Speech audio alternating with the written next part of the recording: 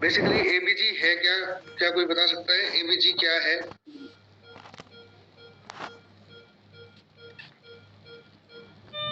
Arterial blood gas होता है sir. Okay, arterial blood gas is the full form. जी। तो करते हैं आर्टेरियल ब्लड गैसेस कौन कौन सी? गैसेस तो काफी है ब्लड में, नाइट्रोजन है, कार्बन मोनोऑक्साइड है, कार्बन डाइऑक्साइड है, ऑक्सीजन है। कौन कौन सी गैसेस हम मेनली देखते हैं? और गैसेस के अलावा क्या क्या देखते हैं? सिर्फ इसमें तो गैस का नाम आया ना, गैस के अलावा भी कुछ देखते हैं, क्या क्या इलेक्ट्रोलाइट है? सर देखते हैं, सोडियम पोटेशियम का लेवल, सोडियम का लेवल, कैल्शियम का लेवल। जी, जी सर। एक हमारे पास बफर सॉल्यूशन होता है या बफर होता है, बेस होता है, और शुगर भी होता है, कैल्शियम। जी। तो शुरू करते हैं। HB जी, HB है, ग्लूकोज है, लैक्टेट्स है, बेस एक्सेस है, हमारे पास बाइकार्ब्स है, एनायन गैप भी निकाल सकते हैं उससे। ये सारी चीजें अभी हम पढ़ेंगे, देखते हैं क्या क्या है इसमें।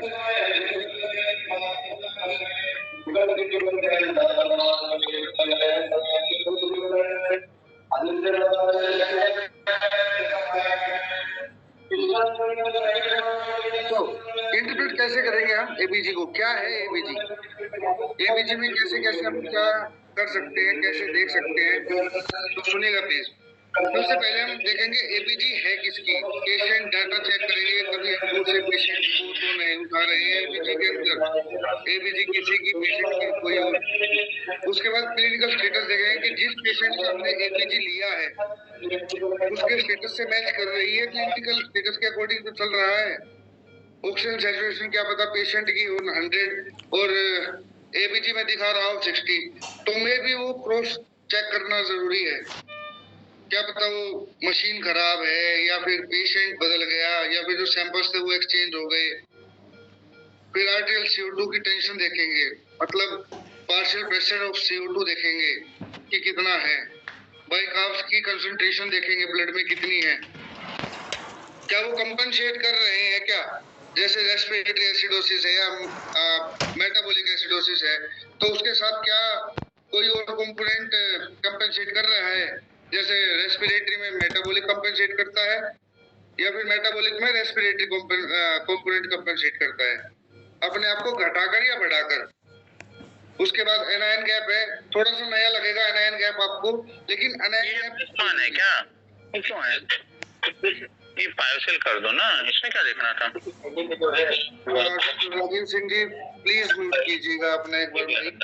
Sir sorry sir. हाँ, no problem sir. Then anion gap थोड़ा सा नया होगा आज हमारे लिए as a nursing staff.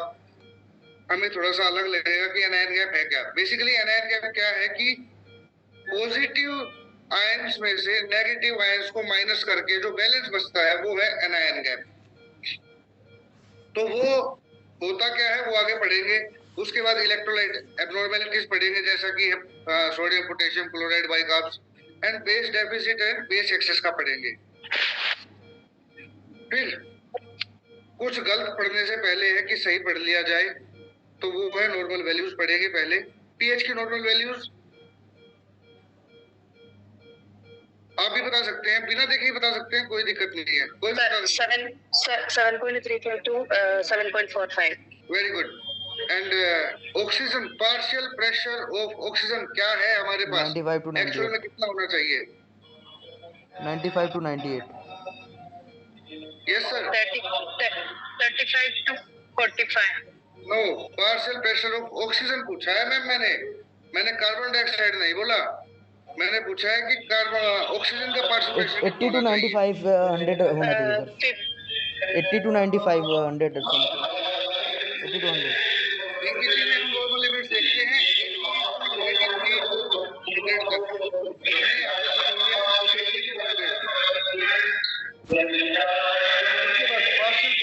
Carbon dioxide, partial pressure of carbon dioxide कितना होता है मैम? ये सर जो भी बताना चाहे प्लीज। खुला हुआ है दाई, हेलो, 22 खुला हुआ है भाई, इधर कौन है? PaCO2, खुला हुआ। PaCO2, partial pressure of carbon dioxide. It is 35 to 45 millimeter of mercury, mm of Hg, and bicarb का लेवल जो है वो होता है 21 to 27, and SCO2 यानी कि saturation of oxygen ब्लड में ऑक्सीजन की 100% नॉर्मल।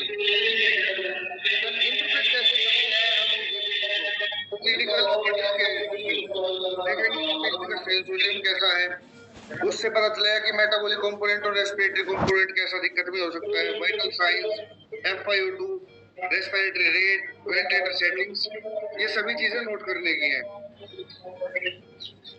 सो पीएच जब बढ़ेगा, अगर मेटाबॉलिक एल्कलोसिस है तो पीएच जब बढ़ेगा तो बाइकार्ब भी बढ़ेगा मेटाबॉलिक एल्कलोसिस में, एंड मेटाबॉलिक एसिडोसिस में पीएच घटेगा और बाइकार्ब भी घटेगा।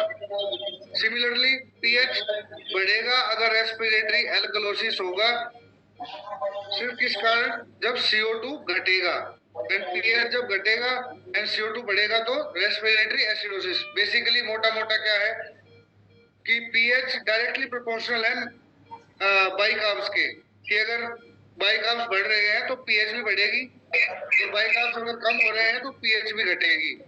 पीएच का मतलब क्या है, पीएच अगर बढ़ रही है तो क्या होगा, एल्कलोसिस।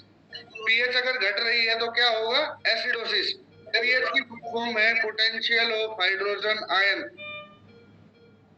बेसिकली क्या है कि पोटेंशियल क्या है कि हाइड्रोजन आयन जो हमारे पास एक पॉजिटिव आयन है, उसका पोटेंशियल है ब्लड के अंदर कि वो एसिडिटी और एल्कलोसिस को शो करता है। एंड कार्बन डाइऑक्साइड अगर बढ़ेगी तो एसिडोसिस करेगा, और कार्बन डाइऑक्साइड अगर कम होगी तो एल्कलोसिस होगा। तो मेटाबॉलिक एसिडोसिस में हम क्या क्या देख सकते हैं, changes in loss of consciousness और कसमोल रेस्पिरेशन, जैसा कि हम DKA के पेशेंट्स में देखते हैं। DKA is diabetic ketoacidosis. उसके बाद है कोजेस, क्या है इसके, क्या नाम है, जो भी कसमोल रेस्पिरेशन है या कॉन्शियसनेस में चेंजेस आते हैं, और मेटाबॉलिक एसिडोसिस क्यों होता है, तो वो है DKA में सीवियर डायरिया हो जाए, रीनल फेलियर हो जाए, या फिर शोक में। एंड इसमें बीपी घटेगा। कैलीमिया, हाइपर कैलीमिया होगा इसमें सर, यानी कि पोटेशियम बढ़ जाएगा, वार्म ऑफ स्किन हो जाएगी, या nausea, vomiting and diarrhoea. Metabolic alkalosis, इसमें क्या होगा, इसमें क्या होगा कि रेस्टलेस होंगे, लेथार्जी होंगे, डिसइथमियाज होंगे, कंपेंसेटरी हाइपोवेंटिलेशन होगा। एंड कॉजेस क्या क्या है इनके, severe vomiting, excess GI suctioning, diabetics, excessive bicarbs, and confusion होगा इसमें, नोजिया, वोमिटिंग, ट्रेमर्स आएंगे, हाइपोकैलीमिया देखने को मिलेगा। इसके बाद है rules of compensation. Metabolic acidosis में हर एक बाइकार्ब एक अगर घटेगा तो 1.3 गुना घटेगी हमारी CO2। सिमिलरली अगर मेटाबॉलिक एल्कलोसिस है तो अगर एक बाइकार्ब बढ़ेगा तो हमारी PCO2 बढ़ेगी 0.6, यानी कि उससे आधी। ये फॉर्मूलाज हैं PCO2 को एक्सपेक्ट कर देगा कि बाइकार्ब की वैल्यू से PCO2 की वैल्यू को एक्सपेक्ट कर सकते हैं कि कितनी हो सकती है। हाँ, तो एक्यूट रेस्पिरेटरी एसिडोसिस में क्या करेंगे, अगर PCO2 10 से बढ़ रही है कि 10 mm of Hg बढ़ रही है अगर, तो बाइकार्ब बढ़ जाएगा 1, कंपेंसेट करने के लिए 1 मिली इक्विवेलेंट पर लीटर बढ़ जाएगा। और क्रोनिक रेस्पिरेटरी एसिडोसिस है, जैसा कि हम देख सकते हैं COPD पेशेंट्स में, या कोई भी क्रोनिक ऑब्स्ट्रक्शन की जो कोई भी डिजीज है, रेस्पिरेटरी डिजीज है जिसमें एसिडोसिस हो रहा है, तो क्रोनिक में क्या है कि PCO2 अगर 10 बढ़ रहा है तो बाइकार्ब 4 बढ़ जाता है उसमें। इसके बाद है, देखते हैं कि कंपेंसेशन और अनकंपेंसेशन का कौन जवाब देगा, एंड में पूछेंगे ये, कुछ केस सिनेरियोज है हमारे पास। उससे पहले है अनायन गैप। अनायन गैप क्या है कि टोटल सीरम के जो कैटायंस है, कैटायंस मतलब पॉजिटिव जो हैं, एंड जो टोटल सीरम के एनायंस है वो बराबर होने चाहिए करीब करीब। तो इसमें देखते हैं कि एनायन गैप कितना आया। तो कैटायंस जो है पॉजिटिव वो है हमारे पास सोडियम और पोटेशियम, और जो एनायंस है वो है हमारे पास दो, बाइकार्ब और क्लोराइड्स। तो इनका जो डिफरेंस है वो हम बोलते हैं एनायन गैप आ गया। अब जो एनायन गैप आएगा वो नॉर्मल होता है 12 प्लस माइनस 2, यानी कि 12 से नीचे 10 भी चल सकता है और 12 से ऊपर 14 भी चल सकता है। ठीक है। एनायन गैप क्यों जरूरी है कि अगर ज्यादा एनायन गैप है, हाई एनायन गैप है, तो ये जो कंडीशन है ये थोड़ी सी थ्रेटेंड है, ये जानलेवा हो सकती है। इसको मेंटेन करने के लिए हमें क्या करना होगा कि एनायन गैप को कम करना होगा। जो भी कमी लग रही है, जिस भी इलेक्ट्रोलाइट की कमी लग रही है, उस इलेक्ट्रोलाइट को मेंटेन करवाना पड़ेगा। क्लोराइड्स की कमी है तो हमें क्लोराइड देना पड़ेगा, बाइकार्ब की कमी है तो बाइकार्ब देना पड़ेगा। सोडियम अगर बढ़ रहा है ज्यादा तो सोडियम को कम किया जाएगा। सोडियम को कम कैसे करते हैं सर मैम, बताइए प्लीज। कैल्शियम सर दे सकते हैं। क्या देते हैं? नहीं, 0.5% एनएस, मतलब 0.45% एनएस देते हैं, नहीं तो नहीं तो दूसरी चीज क्या नोट है? Calcium gluconate. नहीं। मतलब फ्लूइड। हमें सोडियम कम करना है। मैं फ्लूइड दूंगा ही नहीं, मुझे मतलब ही नहीं है फ्लूइड से। मैं ये कह ही नहीं रहा कि मुझे फ्लूइड देना है। मैं मुझे देना ही एनएस चेंज करना पड़ेगा। हाँ, हम देंगे फ्री वाटर, क्योंकि फीड तो देनी ही है ना हमें पेशेंट को। क्या पता पेशेंट को हमें ना देना हो फ्लूइड, लेकिन फिर भी पोटेशियम बढ़ रहा है, सोडियम बढ़ रहा हो, तो मैं तो फ्री वाटर से काम चला लूंगा सर।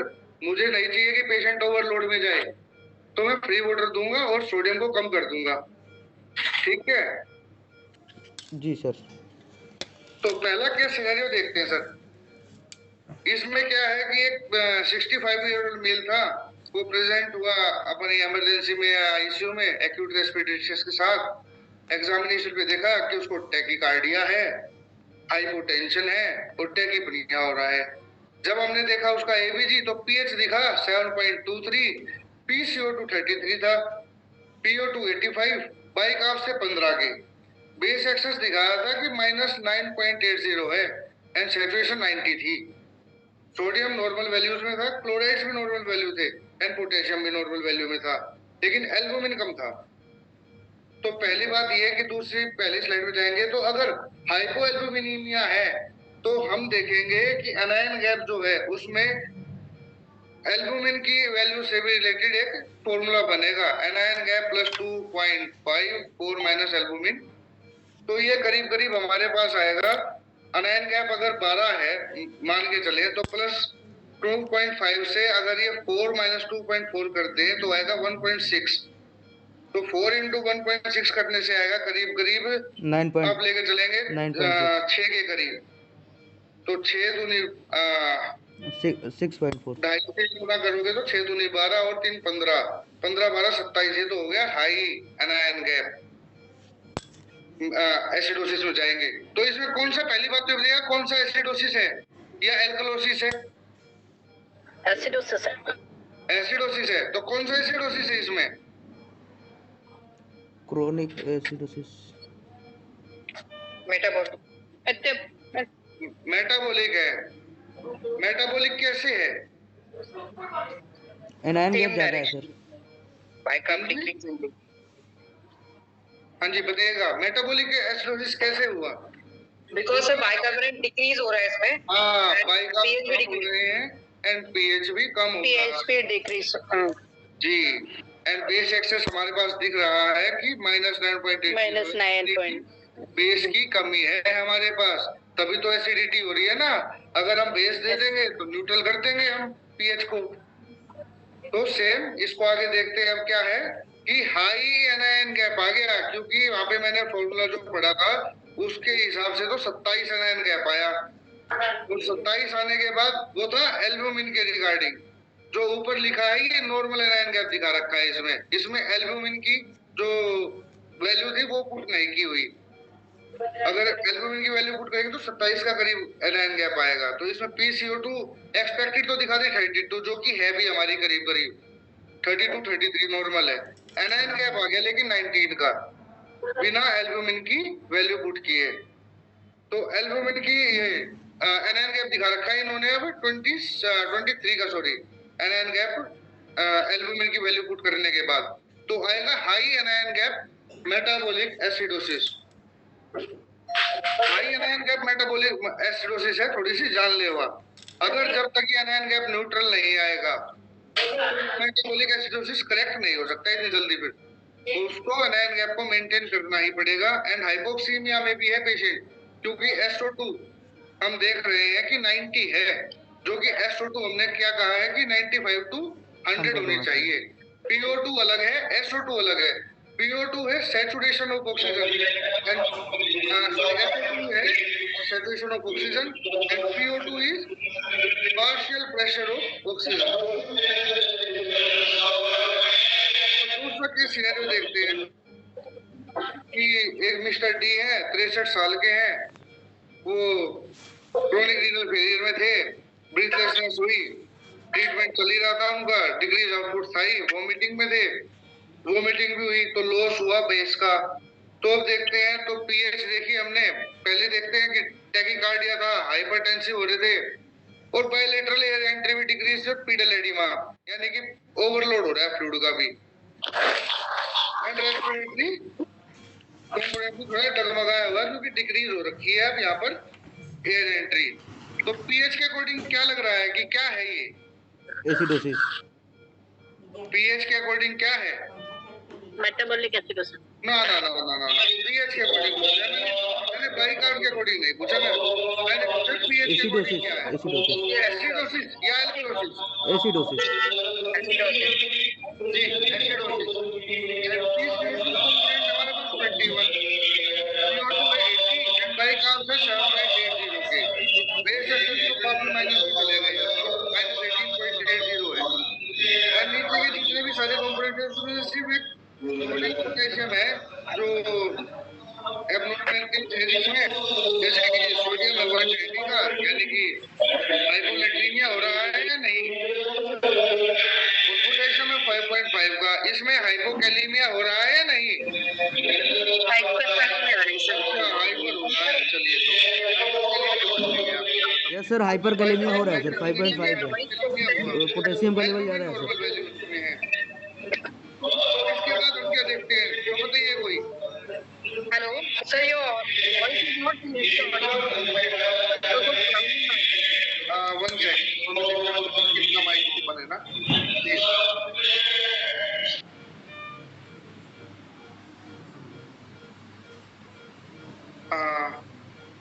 अभी ठीक है, कोई दिक्कत नहीं होगी। ठीक बताइएगा। अगेन सर क्या नाम है मैम? बीना देजी जी प्लीज देखिएगा, आपके पीछे से आवाज में आए। आप रिस्पॉन्स दे रहे हैं, बहुत अच्छा लग रहा है मुझे जी। आप पीछे से एक बार म्यूट करवा दीजिए, जो पीछे जो बोल रहे हैं आप मत म्यूट होइएगा क्योंकि आप रिस्पॉन्स दे रहे हैं। ओके जी। तो इसको देख के क्या लग रहा है कि हमें अब क्या है इस ये पूरी एबीजी को देख के क्या लग रहा है, कौन सा एसिडोसिस है, कौन सा एल्कलोसिस है, क्या लग रहा है इसको देख के? प्लीज बताइएगा कोई। Acidosis with hyperkalemia. हाँ जी, acidosis with hyperkalemia sir, potassium level ज़्यादा है सर। जी, हाइपरकैलेमिया भी है, एसिडोसिस। कौन सा एसिडोसिस है? मुझे लग रहा है कि ये तो रेस्पिरेटरी एसिडोसिस है। क्या मैं ठीक हूँ? नो सर, जी, तो बताइए कौन सा एसिडोसिस है फिर ये? मेटाबॉलिक है सर। ओके, मेटाबॉलिक है। तो इसको ठीक करने के लिए अब हम क्या कर सकते हैं ये बताइए अब आप। Sodium bicarb replacement. बाइकार्ब लेंगे हम, तो बाइकार्ब के इन्फ्यूजन भी लेंगे इसमें या दूध में डाल लेंगे? क्या करेंगे? नहीं सर, स्टैंडर्ड इन्फ्यूजन दे देगा, काफी कम है और पीएच भी हमें पोटेशियम करेक्ट करना पड़ेगा। यस फेशियल देना पड़ेगा। लेवल्स अपने आप कम हो जाएंगे जब हम जैसे जैसे भी काम को बढ़ाएंगे, CO2 लेवल्स अपने आप नॉर्मल हो जाएंगे, क्योंकि वो कंपेंसेट कर रही है बॉडी। जब बॉडी को दिखता है ना कि बहुत ज्यादा दिक्कत हो गई है, जैसे बॉडी में क्या है कि 2 किडनियां हैं, एक किडनी खराब हो गई तो दूसरी बोलती है कोई बात नहीं, मैं हूँ अभी मैं करवा रही हूँ काम, तू अपना इलाज दे। इसी प्रकार बॉडी में क्या है कि 2 कंपोनेंट है, बाइकार्ब और PCO2। तो जैसे ये बाइकार्ब CO2 बोलती है कोई बात नहीं, मैं एक बार थोड़ा सा कम हो गए, बॉडी को मेंटेन करती हूँ, तू इलाज ले ले जल्दी से जल्दी। तो जैसे ही इसको ट्रीटमेंट देंगे हम बाइकार्ब, तो PCO2 शुरू हो जाएगा। ठीक है मैम, क्या मैं ठीक बोल रहा हूँ? जी सर। अगर मैं गलत हूं तो प्लीज मुझे करेक्ट भी कीजिए, क्योंकि मैं बीच बीच में गलत बोलूंगा जरूर।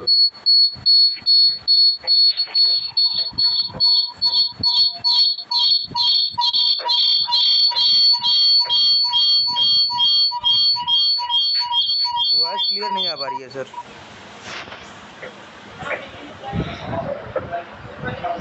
हो रही है कहीं पे? हाँ हो रही है या नहीं हो रही है? CO2 कंपनसेट कर रहा है ना कि मैं थोड़ा कम होता हूँ, कोई बात नहीं, मैं थोड़ा सा एल्कोलिसिस करूंगा, एसिडोसिस हो रहा है, तो कंपनसेट कर रहा है। एनायन गैप भी काफी अच्छा खासा दिख रहा है हमें, 27 का एनायन गैप है। 2 क्लोराइड्स आ गए कम, बाइकार्ब तो और भी बिल्कुल ही कम, तो टोटल एनायंस हुए, क्या नाम है हमारे पास 102, ये क्या नाम है है हमारे पास 135 के, तो 27-28 का गैप आराम से आ गया। तो इसमें high anion gap metabolic acidosis है, जो कि बहुत ही ज्यादा खतरनाक है। इसमें बेसिकली हम जब बढ़ते हैं आगे की तरफ तो डायलिसिस की तरफ भी जा सकते हैं, क्योंकि पोटेशियम भी बढ़ा हुआ है और बाइकार्ब भी काफी कम है। तो इसमें ज्यादा मेहनत अगर आप प्रैक्टिकली करते हैं तो डायलिसिस के टाइम पे करेंगे, क्योंकि बीपी भी हमारे पास अच्छा खासा था, जैसे कि देख सकते हैं 150/100 था, इसमें हम कर सकते हैं डायलिसिस। एसिडोसिस क्या है? एनायन गैप एसिडोसिस के तो हमारे पास एक निम्नलिखित है, इसको बोलते हैं मड पाइल्स। M से methanol, then uraemia, diabetic ketoacidosis. Uraemia क्या है? यूरेमिया क्या है?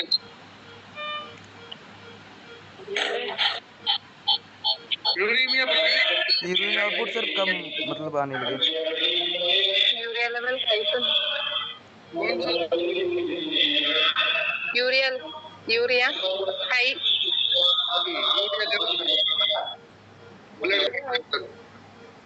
Then diabetic ketoacidosis. Diabetic ketoacidosis क्या है? सर यूरिन के अंदर कीटोन्स बन जाना। नहीं, देखिए ये बात गलत है। मैंने ये नहीं कहा कि यूरिन के अंदर डायबिटिक कीटोएसिडोसिस हुआ है, मैंने पूछा है कि डायबिटिक कीटोएसिडोसिस क्या है। तो यूरिन का नाम मत लीजिए, हम उसे चेक करते हैं, ये हमें पता है, लेकिन कीटोएसिडोसिस जी diabetic ketoacidosis sir blood urea high है तो जी high blood glucose level is the diabetic ketoacidosis. हाँ ये सुन। देन पैरासीटामोल पॉइजनिंग, ये भी एक कोज है एनायन गैप एसिडोसिस का, जिससे लीवर इफेक्ट होगा एंड हमारे बाइकार्ब्स अफेक्ट होंगे उसमें। उसके बाद है इंडोन एरर्स, जो भी मेटाबॉलिज्म के जो बच्चों में देख सकते हैं हम कि किडनी रीनल फंक्शंस थोड़े से खराब है, या फिर रेस्पिरेटरी कंपोनेंट थोड़ा सा खराब है, उसकी वजह से मेटाबॉलिज्म में मेटाबॉलिक जो हमारे कंपोनेंट्स है उसमें दिक्कत आना, या लीवर में कोई दिक्कत है, इन सब के उससे। देन लैक्टिक एसिडोसिस, सबसे बढ़िया चीज है ये लैक्टिक एसिडोसिस, जो हम इग्नोर कर देते हैं अक्सर। एबीजी की पीएच देखी, बाइकार्ब्स देखे और PCO2 देखा एंड हमने देख लिया कि एबीजी तो नॉर्मल है, कोई दिक्कत नहीं है, लेकिन हम देख क्या रहे हैं कभी कभी कि लैक्टेट्स इतने हाई हो जाते हैं कि पेशेंट को जानलेवा हो जाता है और उसको इंटुबेट करना पड़ जाता है। फिर उसके बाद तो लैक्टेट्स को कम करने के लिए क्या करते हैं हम? फ्लूइड दे देंगे सर एक साइड में। कौन सा फ्लूइड दे देंगे हम रिंगर लैक्टेट दे देंगे, क्यों मैम? सर नो सर कैनस लैक्टेट नहीं देंगे सर, अवॉइड द आरएल। फिर ठीक है, मुझे लगा कि रिंगर लैक्टेट दे देंगे और हम लैक्टेट की जो कमी है उसको, लैक्टेट जो बढ़े हुए उसको कम कर देंगे। तो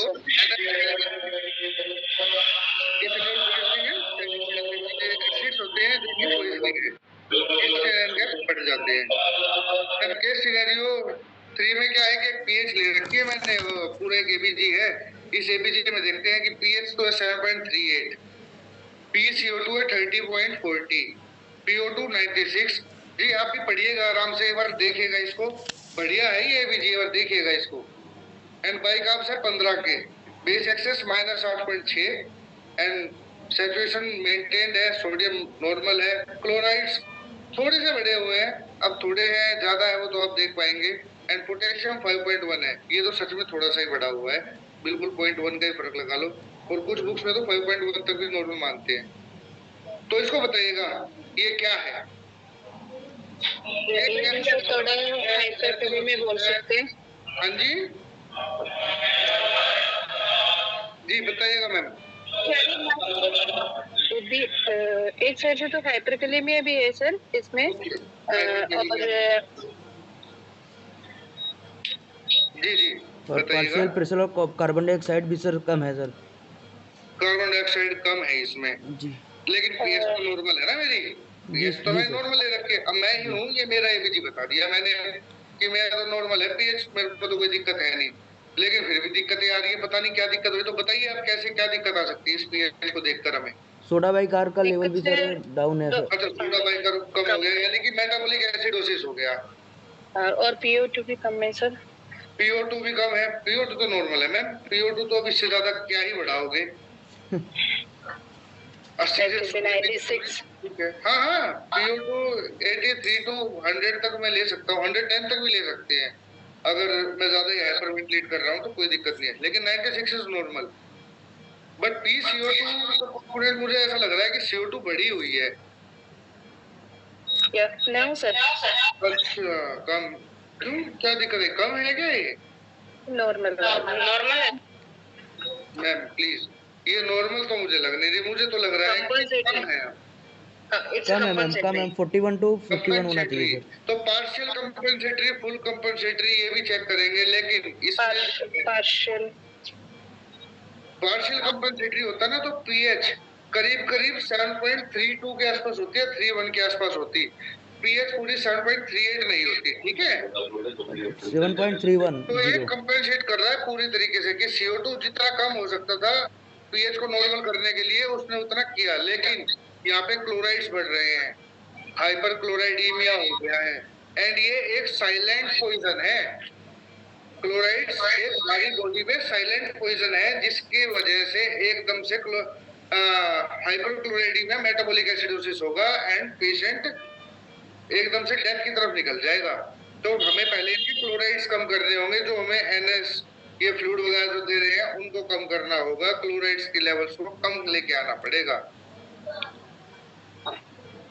उसके बाद अब देखते हैं हम क्या था इसमें, था normal anion gap. Anion gap तो नॉर्मल था क्योंकि सोडियम क्या नाम है हमारे पास 140 है एंड बाइकार्ब्स और क्लोराइड्स की वैल्यू इतनी है कि कोई दिक्कत नहीं है, ये जाएगी 133 के आसपास, यानी कि 7 का एनायन गैप आया।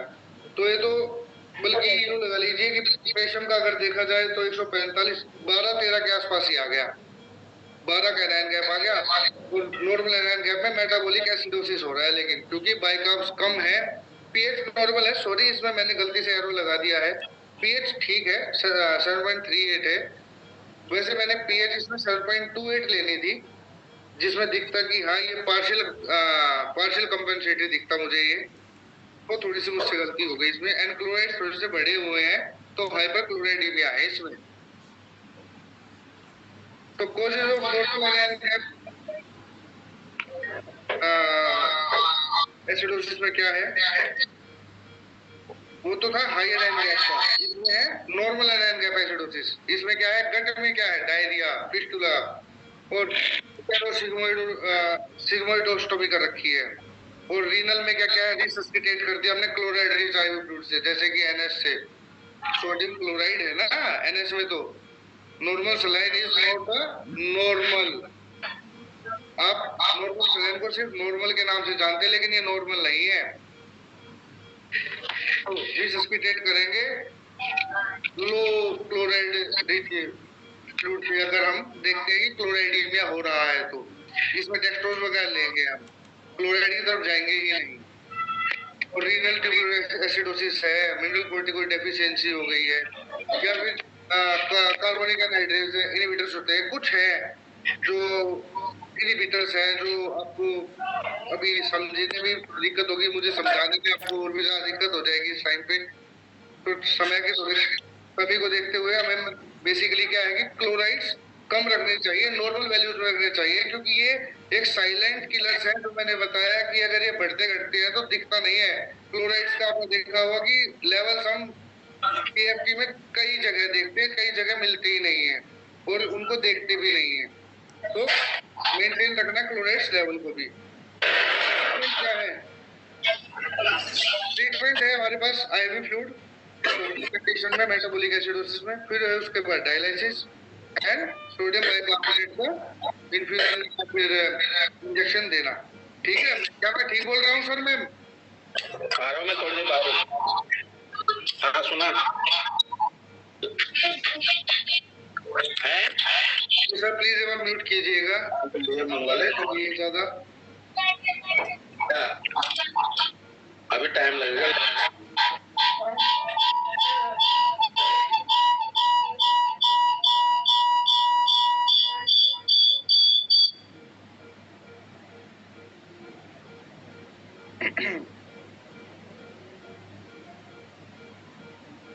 जी।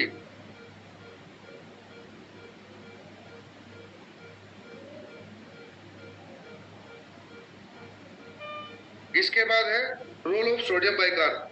सोडियम बाइकार्ब का क्या रोल है? बेसिकली ये एक बेस है, एक बफर सॉल्यूशन है। अगर हमारी बॉडी में एसिडोसिस है तो ये एल्कलोसिस का बेस का काम करेगा। बेस का काम क्या करेगा? मतलब है ये बेस, तो बेस है तो वो न्यूट्रल कराएगा एसिडोसिस को, न्यूट्रल कराने की तरफ लेके जाएगा, यानी कि एल्कलोसिस की तरफ लेके जाएगा, न्यूट्रल करेगा एसिडोसिस को। इसका नॉर्मल रेंज जो है हमारे पास वो होती है 21 to 27, कुछ बुक्स में 22 to 28।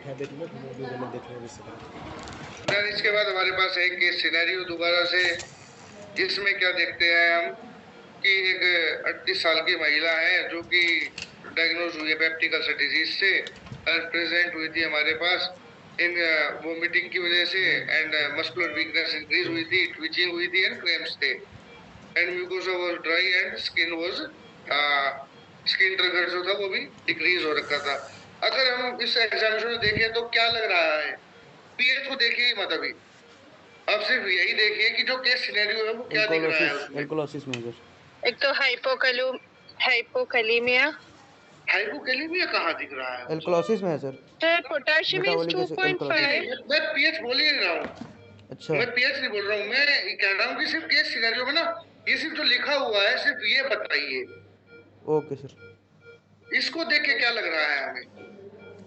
तो क्लोराइड कम है सर, एक तो पीएच बढ़ी हुई है। मैं कह रहा हूँ कि पीएच देखिए ही मत अभी। अभी आप ओके सर, फिर साइड में करिए जो मैंने लिखा है ना, जो साइड में जो केस सिनेरियो जो लिखा है, अच्छा 38 ईयर ओल्ड वुमेन, उसको देख के क्या लग रहा है कि वो जो प्रेजेंट हुई है जब हमारे पास, तो उसको वोमिटिंग थी, मस्कुलर वीकनेस थी, ट्विचिंग थी एंड क्रैम्प्स थे, साथ में म्यूकोसा थी वो जो ड्राई थी, एंड जो स्किन टर्गर था वो भी डिक्रीज था। तो इसको देख के क्या लग रहा है हमें?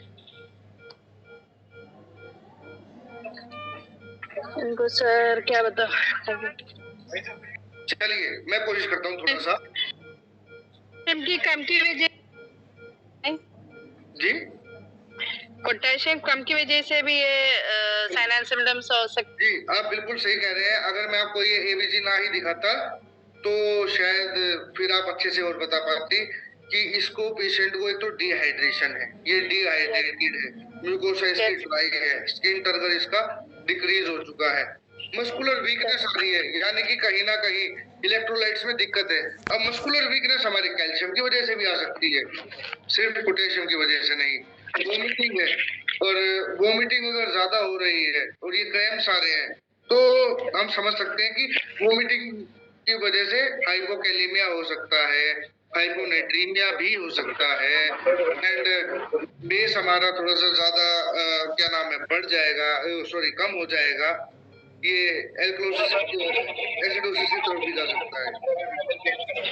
तो पीएच अगर अब एबीजी की बात करें तो पीएच देख रहे हैं हम 7.53 का, PCO2 is 49, PO2 is 98, bicarbs are 40, base excess is plus 11.6, and SO2 is 92, and sodium is 135. Chlorides are low, potassium is low, and albumin is normal, no problem. तो इस एबीजी को देख के क्या लग रहा है कि क्या है?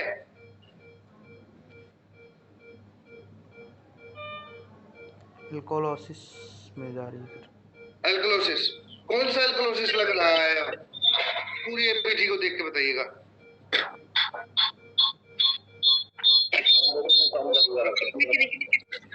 Metabolic alkalosis. जी, कौन सा एल्कलोसिस है? आपने एल्कलोसिस का जवाब तो दिया, लेकिन कौन सा एल्कलोसिस है?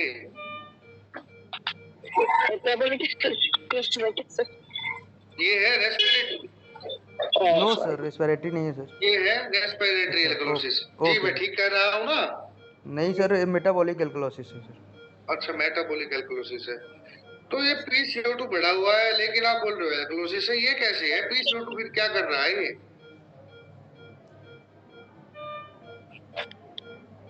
PCO2 बढ़ क्यों रहा है? क्या बात हो रही है? पेशेंट ब्रीथ सही से नहीं ले रहा है, क्या दिक्कत आ रही है? PCO2 क्यों बढ़ रहा है? सर सोडा बाइकार की वैल्यू सर ज्यादा है सर। सोडा बाइकार को कंपनसेट कर रहा है ये बेसिकली, है ना? जी सर।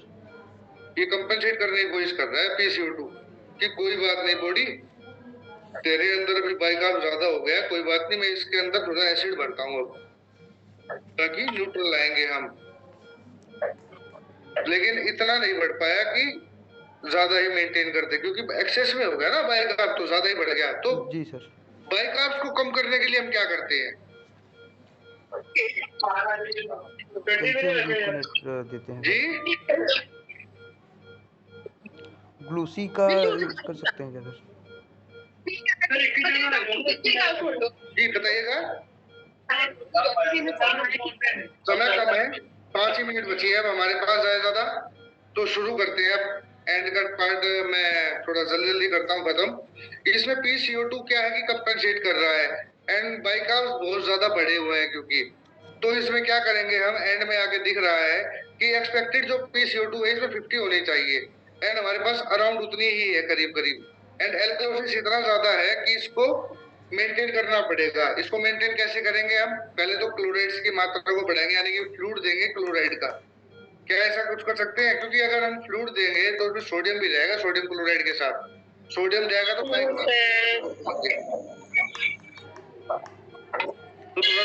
बढ़ जाएगा बाइकार्ब्स, लेकिन फ्लूइड देंगे बढ़िया से एंड मेंटेन करेंगे बाइकार्ब्स को सेवलामर की मदद से। सेवलामर एक टैबलेट है जो बाइकार्ब्स को कम करती है। सर सोडा बाइकार किससे मेंटेन करेंगे सर? उसी की टैबलेट है सर। सोडा बाइकार को सर मेंटेन कैसे करेंगे? जी बताइए। मैं सेवलामर का नाम लिया था, क्या वो ठीक थी? No sir. नहीं, लेकिन कोई नोट ही नहीं कर रहा, पता नहीं ध्यान कहाँ है ना। नहीं सर इसीलिए पूछा दोबारा। तो सेवलामर किसको कम करती है? फोस्फोरस को, ठीक है। एंड डायमॉक्स टैबलेट आती है जो Diamox, yes sir, Diamox urine. Yes sir Diamox आता है सोडा कम करने, सोडा बाइकार को कम करती है, ठीक है। थोड़ा सा पढ़ा लिखा हूँ, लेकिन आपसे ज्यादा नहीं, क्योंकि आप नोट जल्दी करते हैं। हाँ, तो ये ऊपर से जाएगा थोड़ा थोड़ा हमारे मेटाबॉलिक एल्कोलिसिस का। क्या है कि यूरिन में ना जो हम क्रिएटिनिन क्लीयरेंस जो देखते हैं, ये उसके हिसाब की बात है। इसको मैं अलग से एक क्लास लूंगा, उसमें पढ़ाऊंगा मैं।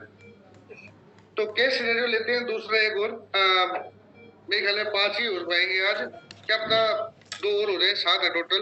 इसमें एसिडोसिस दिख रहा है मुझे। पेशेंट को क्या है कि COPD है। COPD में बेसिकली हम क्या देखते हैं बताइएगा, आप जल्दी जल्दी बताइएगा। CO2 घटता है बढ़ता है COPD में? बढ़ता है। बढ़ता है। क्यों बढ़ता है बताइएगा? सर लंग्स वीक होते हैं, खोपड़ी वाले वीक हो जाते हैं, कैसे वीक हो जाते हैं मैम बताइएगा। बताता हूँ, सीओपीडी की डेफिनेशन में ही इसका आंसर है। ऑब्स्ट्रक्शन हो जाती है ना छाती Yes, में, sir, chronic छाती में जब obstruction, yes, sir. ऑब्स्ट्रक्शन होगी तो सांस लेने में दिक्कत होगी, Chronic obstruction हो दिक्कत जाती है। होगी तो छाती थक जाएगी, छाती थकने के बाद CO2 का एब्जॉर्प्शन हो जाएगा बॉडी के अंदर, लंग्स के अंदर ही, एंड उसके बाद क्या होगा, एसिडोसिस हो जाएगा। कौन सा एसिडोसिस हो जाएगा, मेटाबॉलिक एसिडोसिस हो Metabolic जाएगा। कौन सा acidosis. एसिडोसिस हो जाएगा, Respiratory, sir, respiratory होगा सर, अच्छा respiratory मैं होगा गलत बोल गया सर। दोबारा, अरे Yes. चलिए कोई बात नहीं। तो बाइकार्ब्स इसमें नॉर्मल है, PO2 is 60 एंड SO2 थोड़ा सा कम है। तो पेशेंट ना, मुझे तो ऐसा लग रहा है बहुत दिक्कत में है, तो इसको पेशेंट को NIV सपोर्ट देंगे। NIV सपोर्ट में हम साथ में ऑक्सीजन अप्लाई करेंगे, इसका सॉल्यूशन है ये राइट सर। जी। तो इसमें क्या करेंगे, NIV सपोर्ट देंगे, NIV सपोर्ट के साथ ऑक्सीजन प्रोवाइड करेंगे, क्योंकि बाइकार्ब्स तो हाई नॉर्मल है। Yes, sir.